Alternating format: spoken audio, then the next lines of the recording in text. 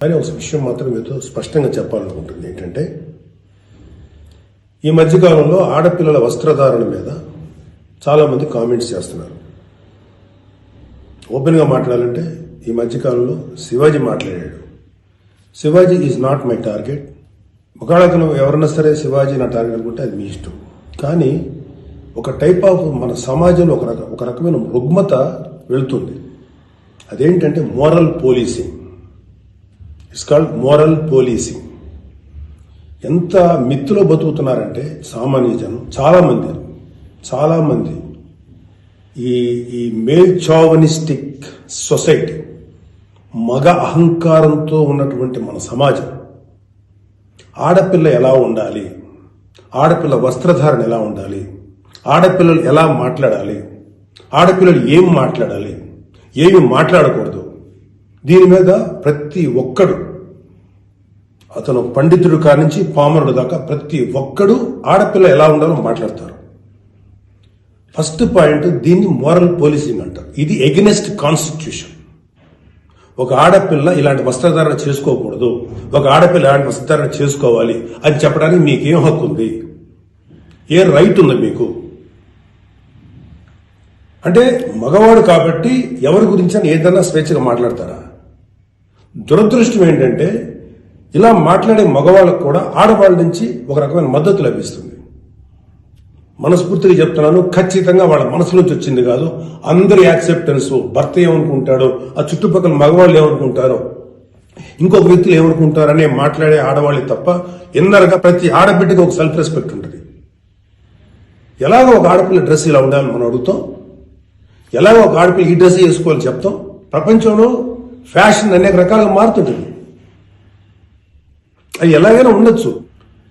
దయచేసి మన చెల్లెలు, మన తల్లి, మన చెల్లెలు అందరూ మనవాళ్లే, మన బిడ్డలే. ఆడపిల్ల కాబట్టి ఆ అమ్మాయి ఇలా ఉండాలని చెప్పే హక్కు మనకు లేదు.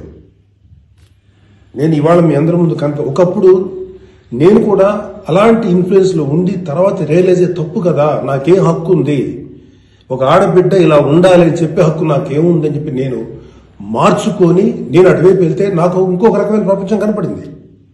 అరే వాళ్ళు ఏం తప్పు చేశారయ్యా, వాళ్ళు ఏం తప్పులు చేశారని చెప్పి వాళ్ళని అడ్డగోలుగా మీద పడిపోతున్నాం.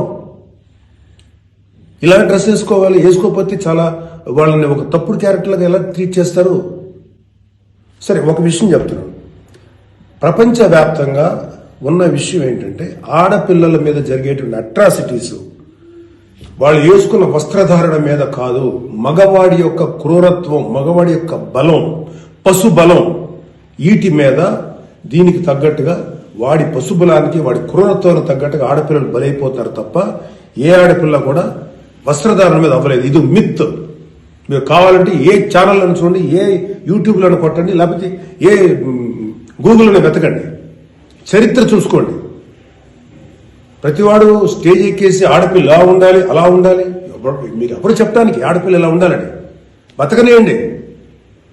ఏ మగవాడితో సమానంగా బతికే హక్కు లేదా ఆడపిల్లలకి? ఏ వాళ్ళకి నచ్చిన డ్రెస్ వేసుకునే హక్కు లేదా? సెక్యూరిటీ అనేది ప్రతి ఒక్కరి హక్కు, ప్రతి ఒక్కరి ఇవ్వదు, ఆడ కానీ మగ కానీ. అయితే ఎస్పెషల్లీ ఆడపిల్లలు రక్షించాల్సినటువంటి వ్యవస్థలు, ఆడపిల్లలు రక్షించాల్సినటువంటి పరిస్థితులు లేవు.